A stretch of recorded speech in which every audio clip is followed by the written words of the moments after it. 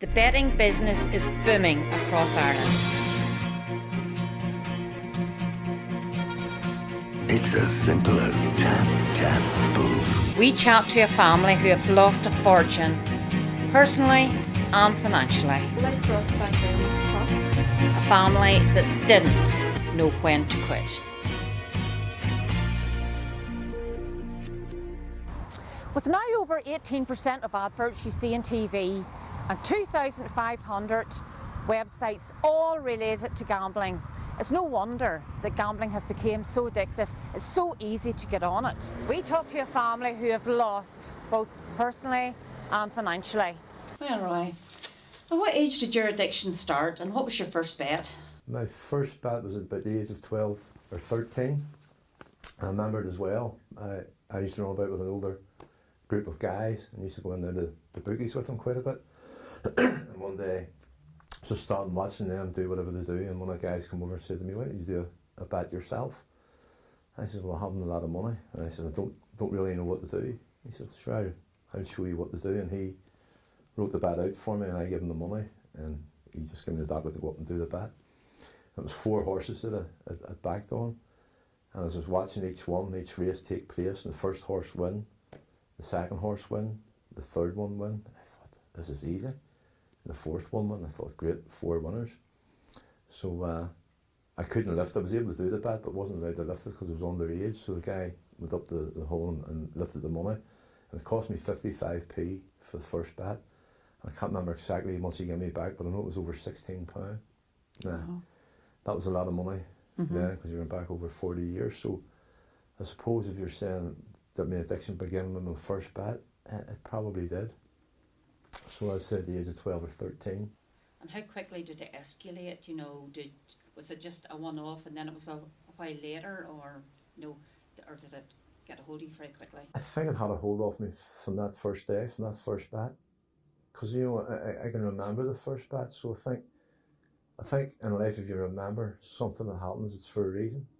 It sticks with you for something, because lots of things happened to me as a young man, but never really stuck with me. But yet that day I could remember that.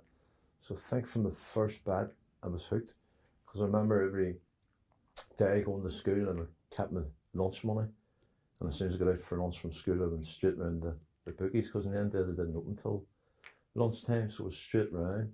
I would have gambled all my dinner money, and then when I hung about I would have been late going back to school because it hung about. It depended. If I got a winner I would have been later. If I lost my money earlier I went back to school in time. But I don't think it really, at that young age, it didn't impact me much. I then had a bet. If it won, great. If it didn't, that was okay. I just went out and just done the normal things a 12 or 13-year-old would do at that time. Now, when did it really kick in? I think it really kicked in whenever I started earning money, whenever I had more money. Okay. And I realised, that it was starting to, I think there's a line that you cross between controlling it and it controlling you. And I think when I was younger, I had no opportunity to gamble because I hadn't the finances for it. But once I had a sort of an income, then I realised that it was starting to control me. So it really kicked in, I'd say, from the age of 16, 17 with my first job. Can you explain to me how you felt? How did gambling make you feel? It gave me freedom. There's a lot of things happening in my life at that time that I wasn't comfortable with, and I felt gambling was my go-to place. It took me away from the reality of life. While I was in the boogies, while I was gambling, I was concentrating, I was thinking on that. I wasn't thinking of the problems and the hassle of what was going on in my life at that time. So it made me feel good, made me feel wanted, made me feel important, made me feel part of something. And it was that wee group that was in the bookies, with something in common. We could have a conversation around it. So I felt part of a bigger picture. And just being in the bookies, had relationships with people that were there. So it gave me a bit of self-worth, confidence. So if you lost, so I suppose if you win, you felt great, but if you lost, how did you feel? Depending how much I lost. Right. Really. Was a key to it, whenever I lost, I just thought, tomorrow's another day. We'll start again. I can't lose all the time. I'll win tomorrow. If I won, it was sort of give away most of the money and kept enough to start me off the next day. So I think the actual winning went out the window. It was the taking part. It's more Right. important of the taking part in the winning and the losing. And always I found with the higher the high was, then the lower the low was.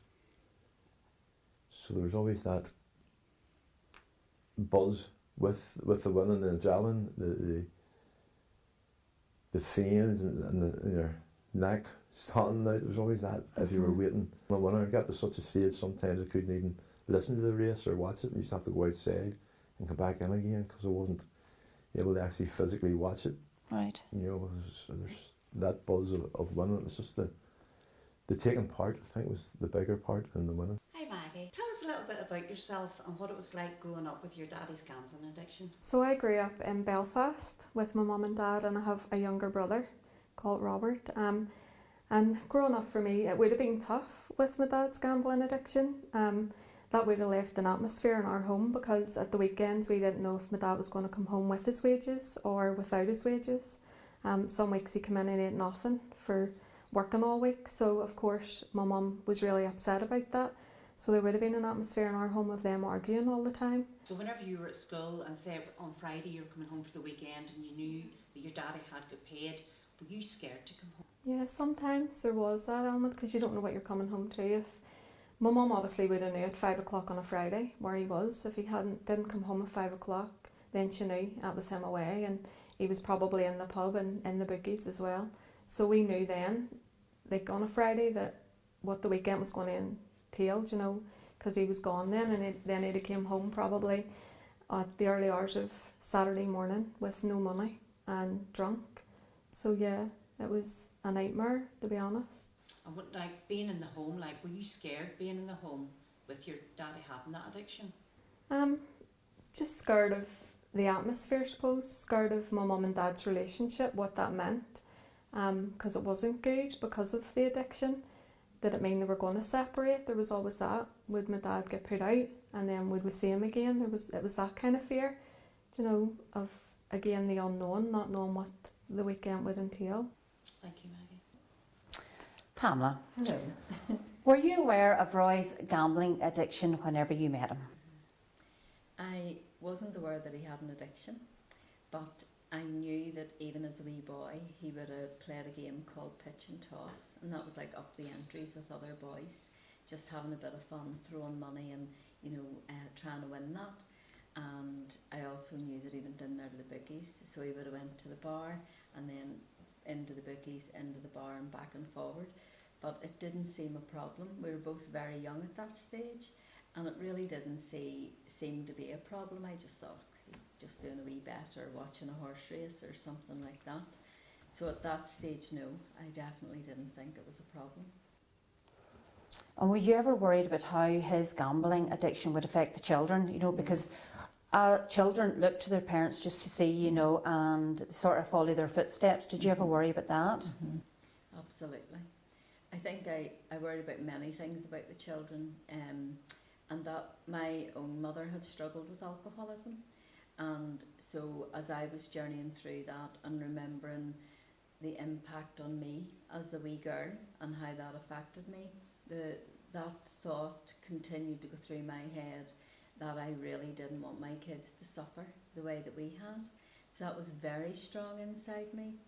I think not having money and like genuinely not having money for food sometimes and having to borrow money, that impacted me. That, you know, how do you do this? How do you put food on the table? That kind of thing. And just the aggression in the house as well, and our behaviour, both of our behaviours, because I have been addicted to alcohol too. So both of our behaviours really was something that probably helped me to get to the point for me myself, or really wanting to change, really to save the kids and to help them. After speaking with Roy and his family and seeing all the problems they went through personally and financially, is that the life you want to live?